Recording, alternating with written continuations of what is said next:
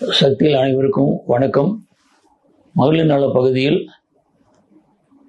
வயதான காலத்தில் ஏற்படும் உடல் வலியும் மூட்டு வலி பற்றி இப்போ பேசிகிட்டு இருக்கிறோம். முதல் பதிவில் நான் ஆஸ்டியோபோரோசிஸ் எலும்பு வலிமையத்தை பற்றி சொன்னோம். ரெண்டாவது பதிவில் வைட்டமின் டி குறைபாட்டினால் ஏற்படும் தொல்லைகள், வைட்டமின் டி டிஃபிஷியன்சி. இது கால்சியம் மாதிரியே வைட்டமின் டியும் ஒரு முக்கியமான சாது பொருட்கள், எலும்பு உறுதிக்கு ரொம்ப ரொம்ப அவசியம். ரெண்டு ஏஜில் வைட்டமின் டி முக்கியம். ஒன்று குழந்தை பருவத்தில் அவசியம், அதில் ரொம்ப குறைவாதுன்னா உங்களுக்கு ரிக்கர்ட்ஸ் சொல்லுவோம். வயசானவங்க வைட்டமின் டி அவசியம், அது குறைவாதுன்னா ஆஸ்டியோபோரோசிஸ் சொல்லுவோம். இப்போ வைட்டமின் டி3 ஏன் அவசியம் அப்படின்னா, வாக் போகிறோம், வெயிலில் போகிறோம், சூரிய ஒளியிலிருந்து சன்ரைஸ்லேருந்து அல்ட்ரா ஒயிட் ரேஸ்லேருந்து ஸ்கின்னில் படுது. ஸ்கின் அடியில் கொழுப்பு இருக்குது, அந்த கொழுப்பில் போய் அந்த சன்ரைஸ் பட்ட உடனே இட் கிரியேட்ஸ் வைட்டமின் டி3. அந்த வைட்டமின் டி3 குடலுக்கு போய் அது கால்சியங்கிற உறிஞ்சிறதுக்கு அப்சர்வ் பண்ணும். It helps observe calcium from the intestine. அந்த அப்சர்வ் பண்ண கால்சியம் போய் பல்லில் டெபாசிட் ஆகிறது, போனில் டெபாசிட் ஸ்ட்ராங் பண்ணிடுது. இதுதான் வைட்டமின் டி இம்பார்ட்டன்ட் ஃபங்க்ஷன். இது நேச்சுரலாக கிடைக்கிறது, சைடு எஃபெக்ட்ஸ் கிடையாது, எந்த செலவும் பண்ண வேண்டியதில்லை. ஆனால் வயசான ஆக நிறைய பேருக்கு வைட்டமின் டி3 குறைவாக இருக்குது. அதனால தான் சிம்டம்ஸ் வருது. நாங்கள் ஒரு ஃபியூ இயர்ஸ் முந்தி நிறைய பேஷண்ட் எல்லோரும் வலின்னு சொல்கிறாங்க. ஆனால் என்னமான வலி மாற்று கொடுத்தா கேட்கல. இன்னும் வைட்டமின் டி3 பிளட் டெஸ்ட் பண்ணி பார்த்ததில்ல, எல்லாத்துக்கும் குறைவாக இருந்தது. ஸோ அவங்க வைட்டமின் டி3 சப்ளிமெண்ட் கொடுத்தோன்னு நல்லா இம்ப்ரூவ் ஆகிட்டாங்க. ஓகே, வைட்டமின் டி3 குறைபாடு யாருக்கெல்லாம் வரும்?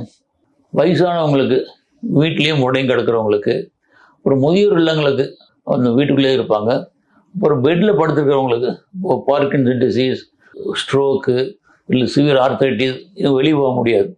அப்புறம் சத்து உள்ள உணவு குறைவாக சாப்பிட்றவங்களுக்கு அது மாதிரி வந்திருக்கும். அப்புறம் ஸ்டீராய்ட்ஸ் மாத்திரை சாப்பிட்றவங்க வந்திருக்கும். சில பேர் இந்த கல்லீரல் ப்ராப்ளம் உள்ளவர்கள் வந்திருக்கும். இவங்களுக்கெல்லாம் வைட்டமின் டி3 குறைவாக இருக்கும். முக்கியமான காரணம் ப்ராப்பரான டயட் இல்லாததும், வெயில் அதிகமாக போகாமல் வீட்டிலேயே படுத்துக்கிறது தான் ரொம்ப காமனாக வரும். இதுக்கு என்ன சிம்டம்ஸ்னால், வைட்டமின் டி குறைபாட்டுக்கு இதுக்குன்னு ஸ்பெசிஃபிக் சிம்டம்ஸ் ஒன்றும் கிடையாது. இப்போ சுகருக்குன்னா ஒரு சிம்டம்ஸ் உண்டு, ஹார்ட் அட்டாக்னா ஒரு பெயின் உண்டு, அது மாதிரி இதுக்கு சிம்டம் கிடையாது. மெயின் சிம்டம் உடம்பெல்லாம் வலிக்குது, கால் வலிக்குது, சோர்வாக இருக்குது, எனக்கு முட்னோ வருது இப்படின்னு சொல்லிட்டு இருப்பாங்க. இப்போ வைட்டமின் டி குறைபாடுனால சுகர் வரலாங்கிறாங்க, ஹார்ட் அட்டாக் வரலாங்கிறாங்க, ஈவன் கேன்சர் கூட வரலான்னு இப்போ ரீசெண்டாக சொல்லிட்டு வந்துட்டுருக்காங்க. ஸோ இந்த மாதிரி சிம்டம்ஸ் உங்களுக்கு வந்துச்சுன்னா உடனே என்ன செய்ய வேண்டியது? இதுக்கு வேறு எந்த டெஸ்ட், ஒரே ஒரு டெஸ்ட், பிளட் டெஸ்ட் மட்டும் பண்ணால் போதும். ஸோ லேபில் போய் வைட்டமின் டி3 பிளட் டெஸ்ட் பண்ணாங்கன்னா அவங்க என்ன எடுத்து கொடுத்துருவாங்க. நார்மலாக 30 மில்லிகிராம் டு 50-60 வரலும் போகணும். ஆனால் நான் பார்க்குற பேஷண்ட்டுக்கு எல்லாமே சிங்கிள் டிஜிட்ஸு 6-7 இவ்வளோ தான் இருக்குது. 30 கீழே இருந்ததுன்னா உங்களுக்கு கண்டிப்பாக வைட்டமின் டி குறைபாடுன்னு கண்டுபிடிச்சிக்கலாம். அது உடனே ட்ரீட் பண்ணோம். முதல்ல கண்டுபிடிச்ச உடனே எந்த டெஸ்ட்டும் நீ பண்ண வேண்டியதில்லை. டெய்லி வாக்கிங் போகணும். வாக்கிங் சன்லைட்டில் போகணும். ஒரு 30 மினிட்ஸ் காலையில் 10 மணிக்கு முந்தைய, ஈவினிங் 4 o'clock அப்புறமோ, morning 30, evening daily 1 hour walk போனோங்கன்னா உங்களுக்கு ஃப்ரீயாக சன்லைட் கிடைக்குது. சன்லைட் போனில் போட்டு வைட்டமின் டி போன் ஸ்ட்ராங் ஆகிடும். அதுதான் பெஸ்ட்டு. ரெகுலராக பண்ணுங்கள். அடுத்து ஒரு டயட்டில் கான்சன்ட்ரேட் பண்ணோம். என்ன டயட் நான் சொல்கிறேன் பாருங்களேன். சைவ உணவில் பால், தயிர், வெண்ணெய், சீஸ், பன்னீர், பால் பொருட்கள் அவசியம் எடுத்துக்கணும். இது ஃபஸ்ட்டு மில்க் சம்மந்தப்பட்டது. அடுத்தது மில்லட்ஸு, சிறுதானியங்களில் முக்கியம் ராகி தான் ஹை கால்சியம் இருக்குது. கம்பு, சோளம், வரகு, திணை இதெல்லாம் தான் ஹை கால்சியம் இருக்குது. இது இல்லாமல் நான்வெஜ் எடுத்துட்டோம்னா மீன் எண்ணெய், அது முதல்ல காட் லிவர் ஆயில் சொல்லிட்டு இருப்பாங்க. முட்டையின் மஞ்சள் கரு, ஈரல், காளான், இதில் கால்சியம் அதிகமாக இருக்குது. இந்த டயட்டை ரெகுலராக எடுத்துக்கணும். சொன்ன மாதிரி ரெகுலராக வாக் போகணும் சன்லைட்டில். அப்புறம் டெய்லி டாக்டர் கன்சல்ட் பண்ணி ஒரு கிராம் கால்சியம் மாத்திரை சாப்பிட்றது நல்லது. இப்பொழுது மூட்டு வலியை பற்றி சற்று பேப்போம். மூட்டு வலி என்பது ஆண்களும் பெண்களுக்கு சற்று அதிகமாக வருகிறது. மூட்டு வலி எப்படி வருதுன்னா, 2 போனுக்கு நடுவில் ஒரு ஜவ்வு இருக்கும், அது கார்ட்லேஜ்னு சொல்லுவோம். அந்த ஜவ்வு தேய் 2 போனு உறையும் போது சிவியர் பெயின் வந்துடும். இது ஏஜிங்கில் வரும், பெண்களுக்கு அதிகமாக வரும். ஃபேமிலி யாருக்காவது இருந்தால் நம்மளுக்கு வர வாய்ப்பு இருக்குது. அப்புறம் ஏஜில் வரும். உடற்பருமன்றவர்கள் ரொம்ப காமன். உடற்பருமன் முக்கியமாக அவங்களுக்கு மூட்டு வலி அதிகமாக வரும். சில பேர் வேலை பொறுத்து இருக்குது. சப்போஸ் ஃபுல் பிளாட் பிளானர்னால் அவருக்கு முழங்கால் வலி வரும். அப்போ இந்த பந்து விளையாடுறவங்களுக்கு ஷோல்டரில் பெயின் வரும். இப்படி பல காரணங்களால மூட்டு வலி வரும். காமனாக நம்ம பார்க்குறதுனா மூட்டு வலி முக்கியமாக முழங்கால மூலி மூட்டு வரும், லோ பேக் பெயின், அப்படியே முதுகு வலி வரும், கழுத்து வலி வரும். இதுதான் நம்ம காமனாக பார்க்குற வலி. உதாரணத்துக்கு நம்ம முழங்கால் மூட்டு வலி மட்டும் எடுத்துக்கலாம். முதல்ல ஆரம்பம் லேசாக வலிக்கிற மாதிரி இருக்கும். அதை யாரும் அவங்க லேடிஸ் அவ்வளோ பெருசாக எடுத்துக்க மாட்டாங்க. வயசாகிடுச்சு, இதுக்கெல்லாம் போய் டாக்டர் பார்க்கணும் அப்படின்னா. அடுத்து செஞ்சாங்கன்னா உட்காந்து எந்திரிக்க முடியாது. ஐயோ வலிக்குது, யாராவது ஹெல்ப் பண்ணால் சௌரியமாக இருக்கும். இல்லை மாடிப்படி ஏறுறது கஷ்டப்படுவாங்க. இது 2வது ஸ்டேஜ். இந்த ஸ்டேஜில் தான் எங்கிட்ட வருவாங்க, சார் மூட்டை கொஞ்சம் வலிக்குது சார், என்னால் நடக்க முடியல, வெளியே எங்கேயாவது ஃபங்க்ஷனுக்கு போக முடியல, அவங்க வராங்க. அப்போ நாங்கள்லாம் செக் பண்ணி பார்த்துட்டு ஒரு எக்ஸ்ரே எடுப்போம். எக்ஸ்ரேலேயும் தெரிஞ்சிடும். எக்ஸ்ரேலேயே அந்த மூட்டு தேய்மானம் எல்லாம் தெரிஞ்சிடும். பிளைன் எக்ஸ்ரே போதும். இதுக்குன்னு எம்ஆர்ஐ ஸ்கேன் உடனே தேவைப்படாது. எப்போ சர்ஜரி தேவைப்படும் அப்போ ஸ்கேன் எடுத்தால் போதும். அதை பார்த்துட்டு முதல்ல என்ன பண்ணுவோம், நாங்கள் ஒரு மைல்டு பெயின் கில்லரும் வெயிட்டு குறைக்க சொல்லியும் ஒரு ஃபிசியோதெரப்பி அட்வைஸ் பண்ணுவோம். அது பண்ணுவாங்க, கொஞ்ச நாள் விட்டுருவாங்க.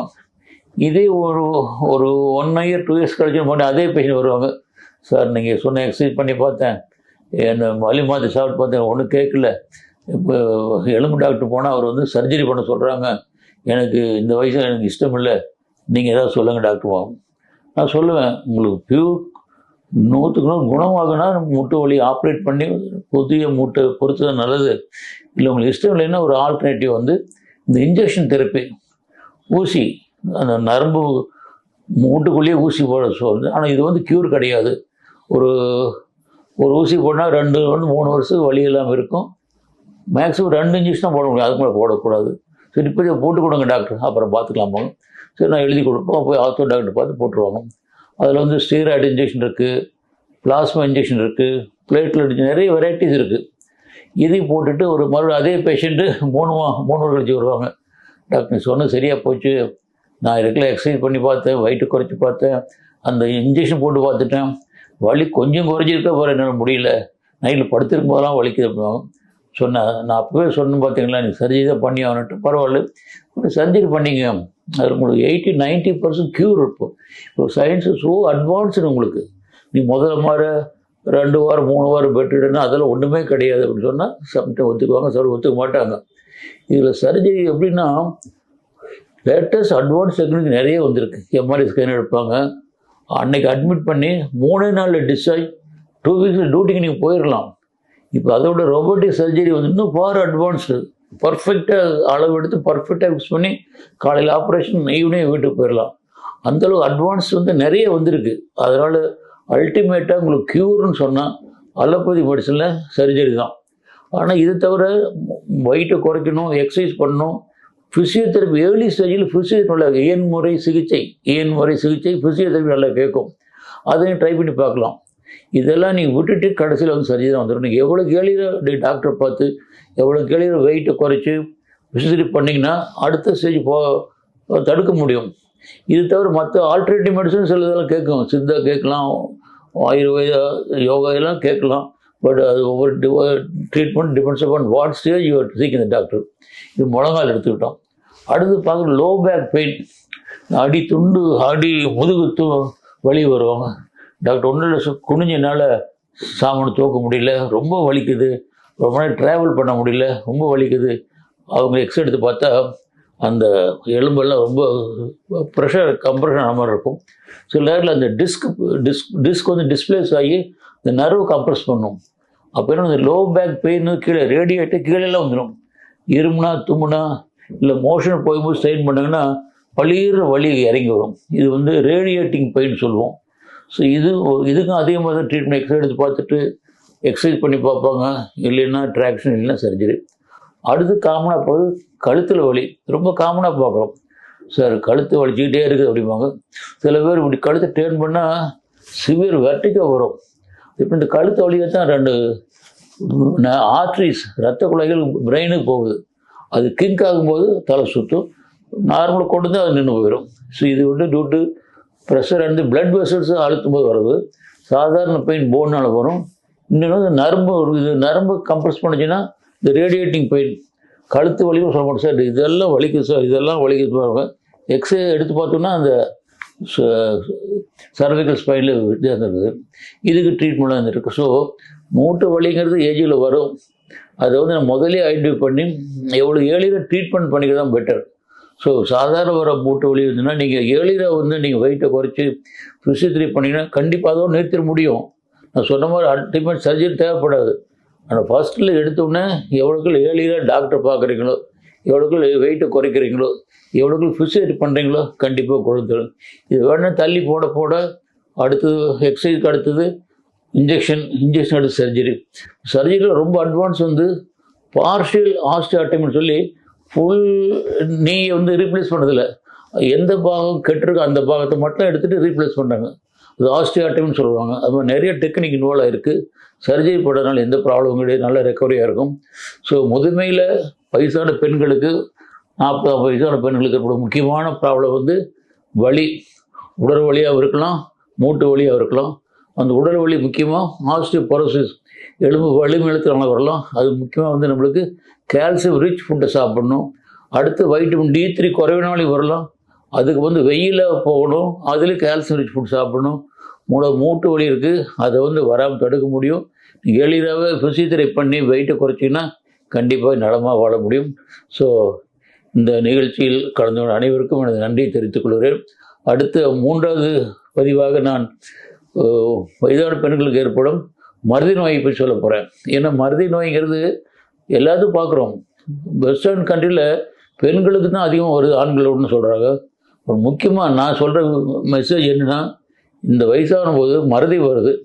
அது மறதி வந்து வயசான காலத்தில் வருதா இல்லை டிமென்ஷியா நோயினால் வருதா, அது தெரிஞ்சிட்டோம்னா வயசான காலத்தில் நம்ம பற்றி கவலையப்பட வேண்டியதில்லை. டிமென்ஷியா நோயினா தகுந்த வைத்தியம் எடுத்துக்கலாம். ஸோ அடுத்த பதிவில் விரைவில் நான் உங்களை சந்திக்கிறேன். அதுவரை உங்களோட வணக்கம் சொல்லிவிடுகிறேன். நன்றி. ஓம் சக்தி.